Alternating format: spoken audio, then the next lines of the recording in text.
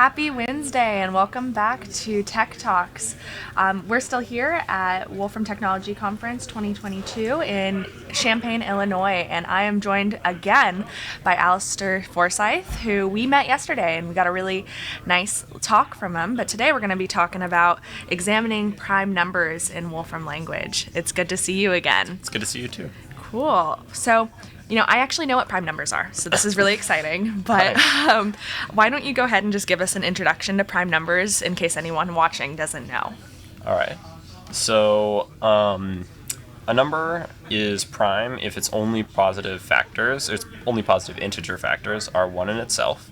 So some examples of prime numbers could be 2, 3, 5, 7, 13, or 17, because they don't have any other factors that you can easily divide them by. Here I've got written a fun little definition in some mathematical notation, but it's basically just saying the same thing that I was saying. There's no positive factors other than 1 in itself. And two numbers are coprime if they share no common factors. So what's a good example? 12 and 15 are not. I can't think of one.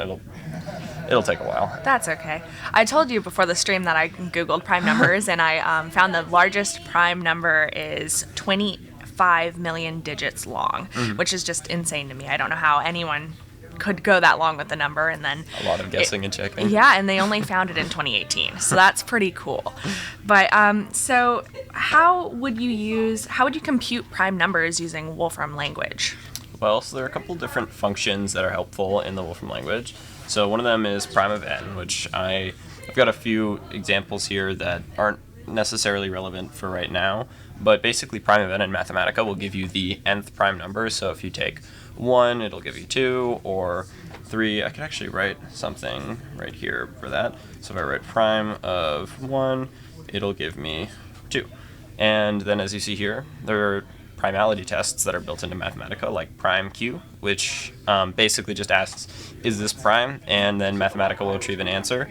And then there is coprime of q, which will ask, are these two things coprime? And it'll give you an answer. And then same thing with composite of q to see if it's a composite number. And a composite number is just one that's not prime.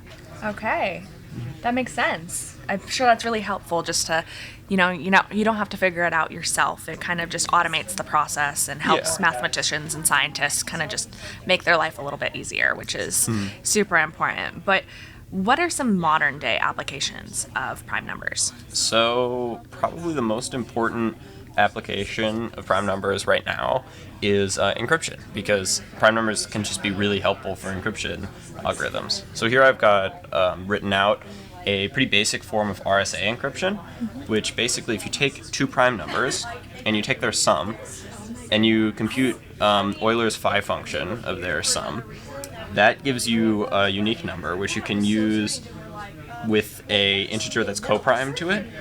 Then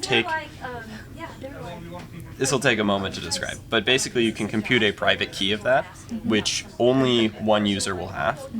And then using a public key, you can encrypt some characters. Right here I have the secret encoded into just character code and then encrypted using that algorithm. And then you can decrypt it using that prime key. And why prime numbers are important there is because to decrypt those, you need to be able to calculate the private key. And to do that, you need to be able to calculate Euler's phi function, which is difficult to calculate for numbers that aren't prime numbers. And if you have a sum of two prime numbers, Euler's phi function is actually just equal to the sum of, like, if you have two numbers p and q, it's just the sum of p minus 1 and q minus 1, because Euler's phi function is just taking all of the, I believe, all of the numbers less than n that are not factors of n. And so if you take this, those are just all the numbers less than those two factors. Okay, very interesting. Can you explain more to me about the importance of encryption? Well, encryption is, it's fundamental to almost everything we do online. For example, if you have online banking, encryption's really important there.